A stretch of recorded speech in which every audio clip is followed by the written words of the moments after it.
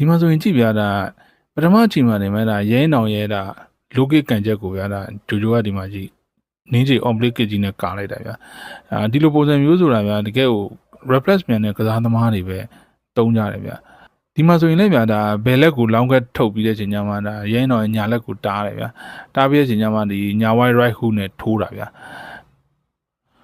ဒီပထမအချိန်မှာနေဗျာဒါဂျိုဂျိုက push kick ကန်ရင်းနေဗျာဒီ gut ဟာသွားတဲ့အချိန်မှာရဲနောင်ရဲ့ပင်လက်ဒီ uppercut ကြီးဝင်လာတယ်ဗျာဂျိုဂျိုရဲ့တုံ့ပြန်မှု reflex ကဘယ်လောက်မြန်လဲဆိုရင်ဗျာဒီအဲ့ဒီရဲနောင်ကန်လိုက်တဲ့အချိန်မှာဗျာသူဘယ်လက်ကိုလောင်းကတ်ထုတ်ပြီးတဲ့အချိန်ကျတော့ဒီအနောက်ကိုလှန်ပြီးတော့ sway back လေးနဲ့ရှောင်သွားဗျာဒီမှာဆိုရင်လည်းကြည့်ဗျာဒါသူ့ရဲ့ signature ဒီ body hack combo ကြီးကိုတုံးတာဗျာအဲ့လိုတုံးလိုက်တဲ့အချိန်မှာ gap ပွင့်သွားတော့ဒါရဲနောင်ရဲ့ပင်လက်ဒီ uppercut ကြီးမိသွားဗျာဒီရဲနောင်ထိုးလိုက်တဲ့ဒီရဲ့ပင်လက်ဒီ uppercut ဆိုရင်ဗျာဒီအလဲရိုး knockout ကိုကျတင်တာဗျာတေဂျီ stand မခိုင်သွားလို့တာအားပြည့်မပါပါဗျာဒါတော့ဒါဂျူဂျူတော်တော်ကြီးဟိုင်ထက်သွားဗျာဂျူဂျူလည်းအဲ့ဒီနောက်ပိုင်းမှာတော့ဒီအရန်ဝင်အရန်ထွက်တိတ်မလှုပ်တော့ဘူးဗျာလုံးဝ gap လုံနဲ့ပဲကစားတယ်ဗျာဒီ commentator တွေတော့မှဗျာဒီရဲနောင်ရဲ့ uppercut ကိုကြည့်ပြီးဟာ beautiful uppercut ဆိုပြီးမှဗျာအရန်တန်တော့ပြောသွားဗျာတကယ်တော့ဗျာအဲ့ဒီ uppercut တာဗျာပထမတစ်ခေါက်ကထိုးတဲ့ uppercut လို့အားပါခဲ့လို့ရှိရင်ဗျာဒီပထမအချီနေ knockout ကျတင်တယ်ဗျာဒီတပွဲလုံးကတော့ဗျာဒီဂျိုဂျိုကရဲနောင်ကို respect play ကစားသွားတာဗျာလုံးဝဂမ်းမကြောက်ဗျာဒီတိုက်စစ်စင်တော့မှဗျာသူ့ရဲ့ signature ဖြစ်တဲ့ဒီ pressure fighting ပုံစံမျိုးမတွေ့ရဘူးဗျာ get ကိုအရင်လုံအောင်ထားပြီးတဲ့ချိန်ညမှာlong get တွေထုတ်ပြီးတဲ့ချိန်ညမှာပဲတိုက်စစ်ကိုလိုက်တယ်ဗျာဒီ get လုံနေတဲ့ကစားသမားကိုဗျာဒီလိုကြီးတွေတွားကစားတဲ့ချိန်ညောလားကိုအားတကူကိုဖြုံးနေတယ်လို့ဖြစ်တာပေါ့နော်အားကိုဖြုံးတော့ stamina ကျတာပေါ့ဒီရဲနောင်ပြောကြရပါဒီ stamina မကောင်းဆိုအမောမခံနိုင်ဘူးတကယ်တော့ဒါရဲနောင်အရန်အားတွေဖြုံးပလိုက်လို့ဒီ stamina ကျသွားဗျာသူရဲ့ uppercut ကြီးဗျာအရန်အလုပ်ဖြစ်နေတော့ဂျိုဂျိုကလည်းအရန်မဝင်ရဘူးဗျာနောက်ထပ်ကောင်းတာတစ်ခုကဗျာဒီကန်ချက်တွေကိုဖမ်းတဲ့ catching kick တွေအရန်ကောင်းတယ်ဗျာဒီမှာဆိုရင်ဗျာဒီ6ကိုဖမ်းပြီးတဲ့အချိန်မှာဗျာကောင်တာဝင်တဲ့ spinning back elbow ကြီးကလုံးဝကျွတ်စီဗျာဒါပေမဲ့ဗျာဟိုဘက်ကလုံးဝ high gap မကျသွားလို့တော့ knock down မဖြစ်သွားဗျာအဲ့ဒါကြောင့်မို့ပဲဒိုင်က knock down မတတ်မှတ်တာလည်းဖြစ်မယ်ဗျာရဲနောင်တပွဲလုံးမှာဗျာဒီ catching kick တွေအရန်လကောင်းတာဗျာအဲ့ဒါကိုဗျာ तू ကဒီ gap လုံနေတဲ့ခေါင်းကိုပဲချဖို့ချောင်းတာဗျာဒီ6ကိုမိတဲ့အချိန်မှာဗျာဒီ catch and sweep တွေဗျာအောက်ခြေဖမ်းပြီးတော့အောက်ခြေကိုသိန်းကန်တဲ့ catch and sweep တွေလည်းမလုပ်ဘူးဗျာမွေထိုင်းမှာဆိုလို့ရှိရင်ဒီရဲ့ catch and sweep တွေကအမှတ်ရတယ်ဗျာဒီ तू ဘယ်လိုပြောမလဲဆိုတော့အမတ်ယူဖို့တက်ကိုဗျာဒီ knockout ရဖို့စူးစမ်းနေတယ်လို့မျိုးဖြစ်နေဗျာဒီမြန်မာလက်ဝဲရလာတဲ့ကစားသမားတွေလူလူရဲ့အတွေးခေါ် user mindset ကြီးอ่ะဗျာဒီ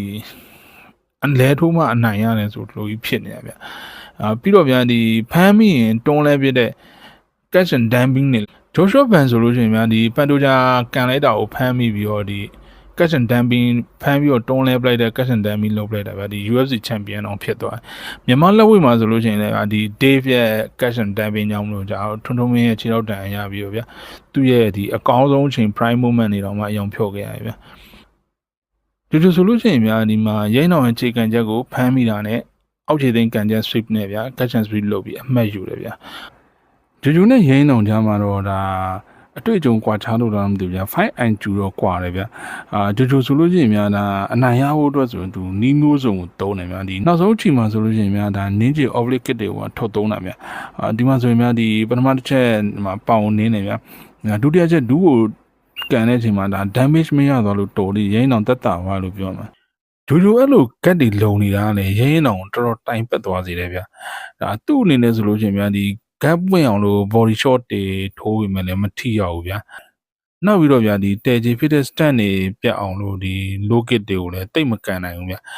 ပင်လက်ဒီဖြစ်တဲ့ uppercut တစ်ခုကိုပဲကောင်းကောင်းမြင်ရဗျာအဲ့ uppercut ကလည်းတော်တော်အလုပ်ဖြစ်တာဗျာဒီဂျိုဂျိုဆိုလို့ရှိရင်ဒါနောက်ပိုင်းဆိုရင်အရန်ဝင်အရန်ထွက်ကိုမလုပ်ရတော့ဘူးဗျာ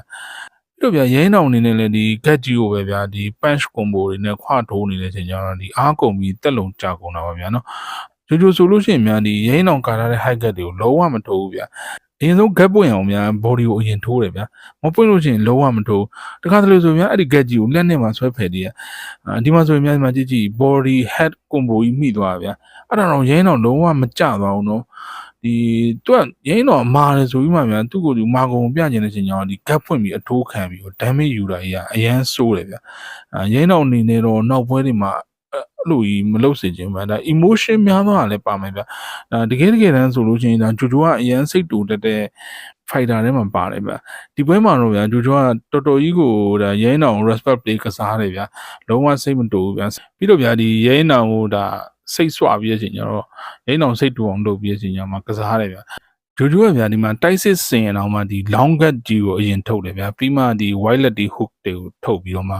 ဒီသူ့ရဲ့ jaw ကိုမထိအောင်ဗျာခေါင်းငုံပြီးတော့ tagging the chin လုပ်ပြီးတဲ့အချိန်ကျမှ damage မရအောင်ဆော့တာဗျာနောက်ဆုံးအချိန်မှာဆိုလို့ရှိရင်ဗျာဒါရဲနောင်ပတ်ပြေးကြတယ်လို့ပြောကြတယ်ဗျာအဲ့ဒါတော့စိတ်မကောင်းဘူးဗျာတကယ်တော့ရဲနောင်ရဲ့ body language ကိုတော့ကြည့်တာတော့သူပတ်ပြေးတယ်လို့မထင်ဘူးဗျာဒီ gut လုံနေတဲ့ကစားသမားတယောက်ကိုဗျာဒီ gut ပွင့်အောင်ဒါမာယာများတယ်လို့ပဲထင်တယ်ဗျာဒီမှာဆိုရင်ဗျာဒါဂျိုဂျိုကရဲနောင်နောက်ကိုဒီ open gut ကြီးနဲ့လိုက်တာဗျာအဲ့လိုရှောက်လာတဲ့အချိန်မှာဗျာရဲနောင်ရုတ်တရက်လက်ကန်လိုက်တာဗျာဒီအကွာဝေး distance နည်းနည်းလေးကွာသွားခြင်းကြောင့်ထိချက်ကမတက်ရောက်ဘူးဖြစ်သွားဗျာပြီးတော့ဒိုင်ကလည်းနည်းနည်းအဲ့နာမှာရှုပ်တယ်လို့ဖြစ်သွားဗျာ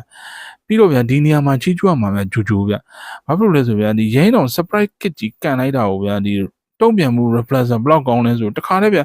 high cut ကြီးတက်ပြီးတဲ့အချိန်ကြောင့်ကာပလိုက်တာဗျာအဲ့ကြတော့ရဲနောင်ရဲ့ကန်ချက်ကလည်းဗျာဒီ gut ကြီးကိုပဲထိသွားတာဗျာ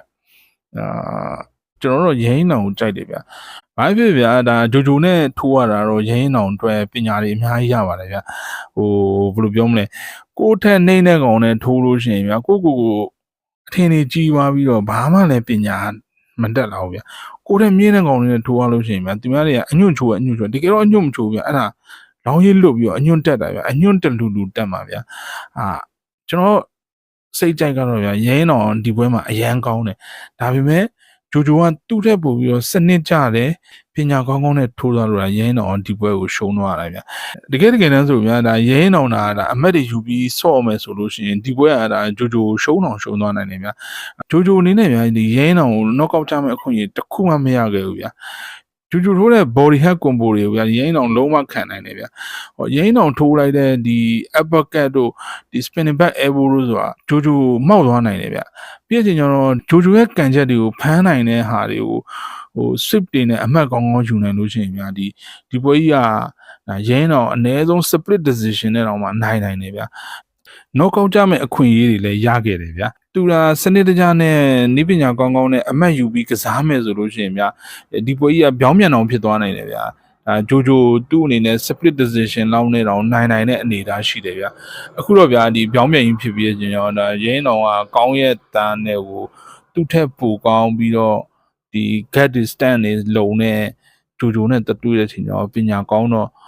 unanimous decision နဲ့ကိုဗျာအပြတ်သက်ကြီးရှုံးသွားတာဗျာနောက်ပိုင်းကျရင်များရဲတော်အတွေ့အကြုံရှိလာပြီးတော့ဒီမွေထိုင်းအမှတ်ပေးစီးမြင်းနေနဲ့လဲ